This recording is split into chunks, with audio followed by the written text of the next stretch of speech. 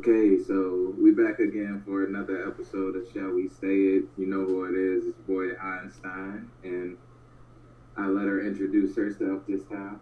And of course, I'm over here, Valentina.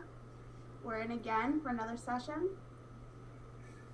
All right, so it's an interesting topic for today, and it's millennials versus Gen X. Why are we so different? And just a forewarning, we're both millennials, so this should be a little bit interesting, but it will be slightly tilted 9 times out of 10, sorry. Yeah, because, you know, she gonna be on the side of that Gen X. She always gotta play the peacemaker in the situation. Hey. Alright. But the thing that sort of sparked this one, and it's been sitting on me for a couple of days, is I had an interaction with a Gen X. I won't say his name, but I'm just gonna say he made a comment that sort of rubbed me the wrong way. We were discussing like the flexibility of Uber and like being able to set your own schedule, work when you want, not work when you don't want to, that freedom. And he laughed and said, "Yeah, the perfect millennial job since you guys can't work a normal position." Wow. Yeah, like I was trying to be, it was a setting where I didn't want to have a moment, so I kept my composure and I just sort of let it go. But it just struck me wrong because what does that mean? We can't work a normal job. I know lots of millennials that hold full-time employment in the traditional structure. Like I did it for 3 years. I still do traditional structure employment as my main thing. It's like, but so do I. You know, I work for a very big company, and I'm in corporate America every single day, Monday through Friday, 8:30 to 5. See, it made me bad because I know what he was getting at. It's everybody says that millennials are lazy and we don't want to do it. Well, let me just tell you this. It's fucking stupid. A traditional structure of a job is awful. It's completely outdated, and it doesn't make sense for the society that we live in, which is why millennials always talk about it doesn't make sense and we want so much change. Because if we want to be honest, this is where we're going to get into it. During an average 8-hour workday, you are only productive for a little under 3 hours. So about 2 hours and 53 minutes is the average productivity time in a traditional 8-hour workday. Now, the thing is, I'm sitting here and I'm listening to you, and I'm not saying I'm disagreeing with any of it, because believe me, I'm not. I'm completely on the same page with you. I do think that traditional jobs are, one, overrated.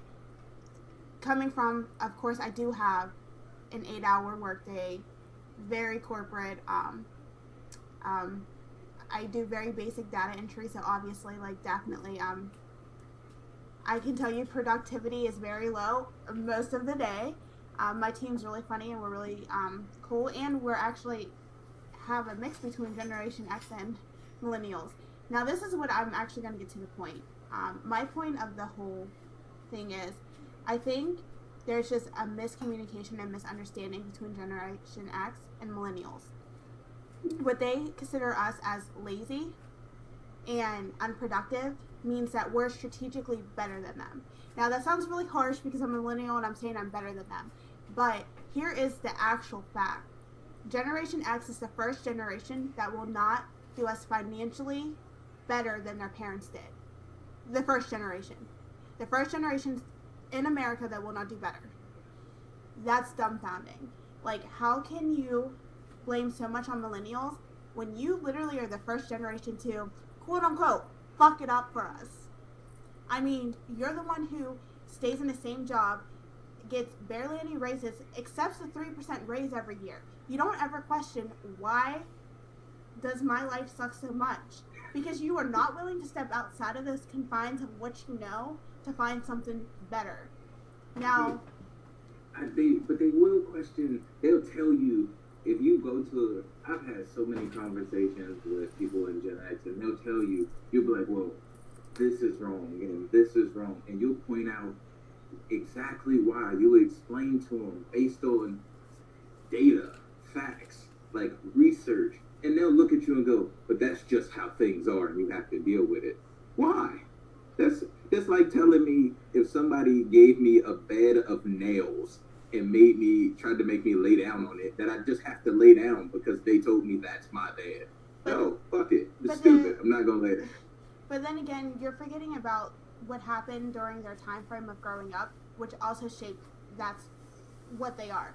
Like, if you even want to move it a step back, the baby boomers, if you talk to baby boomers, they're way more open to the ideas than Generation X. Have you ever realized that? They're older, but they're more open. People love us.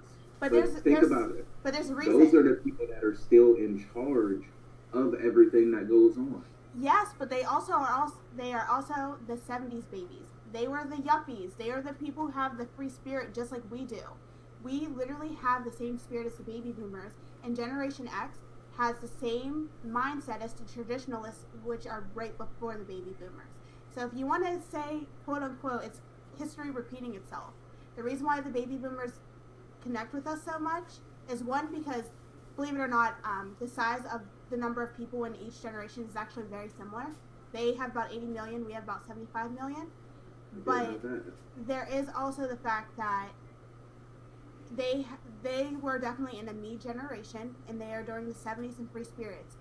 We have a reoccurrence of that now. We're definitely in a me generation, and we also are in a generation where, obviously, we're free spirits compared to Generation X. But to break that down even further, it's also the time period. Baby boomers have a lot of war and a lot of things going on. They had the sexual revolution and all the civil rights, the Vietnam. They had a lot of active situations happening during their period. That's how our period is right now. They had the civil rights, we have the gay rights movement. They had the Vietnam War, we have everything going on with 9/11 and everything like that. When you go to Generation X, we're not going to compare the civil rights and the gay rights movement, because all I'd like to say is there's still some people out there talking shit, but all the rights have been granted. Like, we still fighting for civil rights in this day and age, so we're not going to talk about that movement because it happened. I'm going to say there's been a push for rights during both of these generations. Their generation and our generation. And even if people are still fighting, the push for it still happened in both of our generations, if you want to be technical. I can agree. I just want to say those are not equally comparable, because but I agree we did have a push for rights in both generations.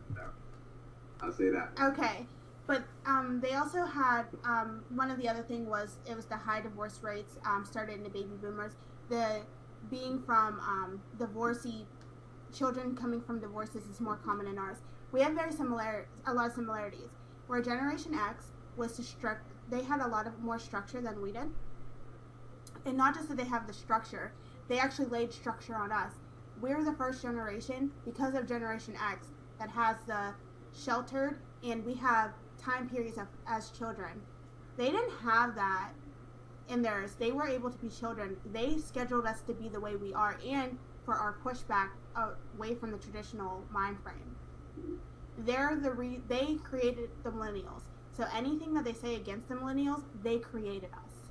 And that's one of the big things. Like I'm so happy you got to that, because that's one of my big things. It's like, these are our Gen X represents our parents. This is our parent group. Like, these are the individuals that told us, go to school and learn, go on to college and get your degree so you can be better than we were, do better than we were. And now that we are, everybody look at us like we're crazy. We did exactly what you asked us to do, and now that we have, and we're so efficient at it, and it completely boggles everything that you think to be true, it's so hard to understand. It's because we didn't take the traditional way of thinking to gain our success. We gained success in other ways. Let's be real, they're still in the workforce right now. They dominate the higher paying jobs. All of us looked at it as, okay, you got to go through college cheap, a lot cheaper than we are. You were able to get out of college and be able to pay your debts off within 5 to 10 years of being out of college. We will not be able to do that. It will take us at least 20 years to pay off our debt if you're paying it by the schedule that they're giving you. Therefore, we have to find other ways to make money. We're making bottom dollar while they're making the top stuff right now. And we're not going to get there for another 10, 15, 20 more years. So why not be more innovative? And that's what our generation did. We took social media, we took digital platforms, and reformed them like no other. We just created a new way to work. And creating a new way to work, is it lazy? Maybe in your eyes. Or is it smarter and more efficient? It's like, I look at it, and the funny thing is, our entire world is technology now. Like, our generation is the first one. We didn't grow up with technology. We grew at the same rate that technology did. So it's like, we've seen the evolution of it all. Like, our generation is the evolution of technology. Technology is the next step forward, and everybody says it's the future. Our generation is the one that grew with it and developed it. We understand, like, they always talk about how plugged in millennials are. It's like, yeah, because I can tell you things that happened in China 5 minutes after they happened, where in your day, you'd have never heard about it. And if you did, it would have been a week or two after. Like, we have access to information to understand data at a scale that they never had the capability to, and now that we're utilizing it, everybody looks at us like we're nuts because of the fact that we understand. Like, if you tell us that you don't understand the things that we do, like, when I worked in the tech world, I can't tell you how many times I tried to explain to people what I did, and they go, oh, I have no clue what you just said. So if we live in a world and work in a world where you don't understand even the simple language that we use to discuss things, when we bring to you concepts and ideas on how to utilize this to improve stuff, how are you going to tell us that it won't work when you don't even understand it? It's like they're stuck in, I'm not saying they're stuck in the past, they're just stuck in their ways. But then again, it's not Generation X. You could say that's society in general. We're so stuck in our ways that when there is something new and innovative and something that's different, it's so hard for us to change what we know to accept what could be.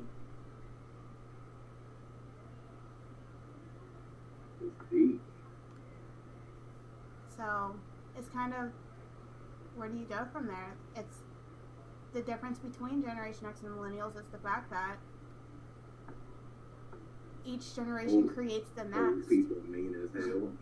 They're not old. They're only the 28 to 43 range. Listen. But if you want to be technical, the biggest difference between the two generations, not just Generation X and Millennials, just each generation is we learn and we get taught off of the previous generation. They're the one who raise us and breed us into what we are. And most of the time we either repel or we stay set in our ways. And you see that generation after generation because it will still keep repeating. The next generation after us might be back to very conservative traditionalists, where we're the free spirits. I mean, it is what it is. It's just going to be a rotational cycle. I don't know about. I mean, I feel bad for saying this, but I sort of feel like the generation after us is going to be a little bit screwed up, because the clash of Generation X and the millennials has been so greatly noticed that generation behind us isn't going to be able to ignore. So there's going to be some sort of divide between that generation on who followed what the millennials were doing and who followed what Gen X was telling them. I don't think there is going to be that divide. I think there's going to be, I mean, if we're going to be honest, millennials, the youngest age as of right now is about 8 years old. It's 8 to 27 right now is what's considered millennials. So if you're 8 years old and 27, if you're on 28, you're right on the cusp pretty much. So if you think about it, the next generation is under the age of 8. I think if you think about everyone who's under the age of 8 right now, I think it's going back more to the conservative mind frame. And I don't mean conservative in the way that, oh, let's cover up conservative, but in conservative as they know their role, and they everyone's been knowing their role from the moment they're born. Where, yeah, we've had that, but we stepped out so much. And not just that, technology is not really improving as much as it was in the past.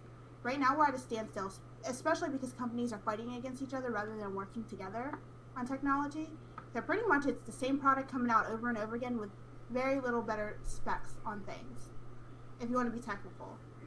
So that generation's just going to be at a standstill for a while, if you think about it. We want to get technical. If we want to, I'm serious. Like, I'm thinking of phones right now, only because phones is the most popular thing. Every phone that comes out is just a marketing scheme against another company. It's not because it actually has better specs to the phone. It's all marketing scheme. Phones are banned from airplanes and catch on fire in your pocket now. Like, I mean, obviously, and that's their main goal. It's not to improve technology at this point. It's to get the best customer service base. That's the only thing they're after now. Where before, they are in a technological race to the bottom. It's who can make it the quickest, the cheapest, and get the most sales before the other guy. But if they keep doing this, as you pointed out, we're going to keep getting worse quality phones, because it's just how fast can I put it out and how cheap can I make it, not how long is this phone going to last, how quality are these equipment. How much advancement is it between this one and the last one? Like, you add a stylus and a fucking voice activated feature to the phone, and you release it as a brand new product. So that's the reason why I'm saying the next generation is going to have probably the most standstill with technological gains, because of course it's only about 20 years within every generation. So I feel like technological gains are going to come to a standstill within the next generation. Therefore, it's... Go ahead. I feel like our perception of technological gains are going to come to a standstill, yes, because the things that we value now as technology are going to become outdated. Like things like cell phones and laptops. Like, we see all of the things that they're creating where they're doing virtual keyboards and screens and shit like that. It's like everything that we're thinking of is at that point where it's almost dead. It's reaching its end of life cycle, and all of this stuff's gonna be gone, but the advances are already there, where the next big thing, the next wave is already out there, and it's so far beyond what we expect. We're gonna be looking at stuff like, I remember when you couldn't be on the phone and on the computer at the same time. And this is actually the weird thing, because our conversation is kind of going into this topic anyway. That also brings up the thing is, how far are we going to go with technology? Like, are we going to keep on going with technology when technically right now, at the rate we're going, it doesn't become useful anymore. We're just doing it to improve it.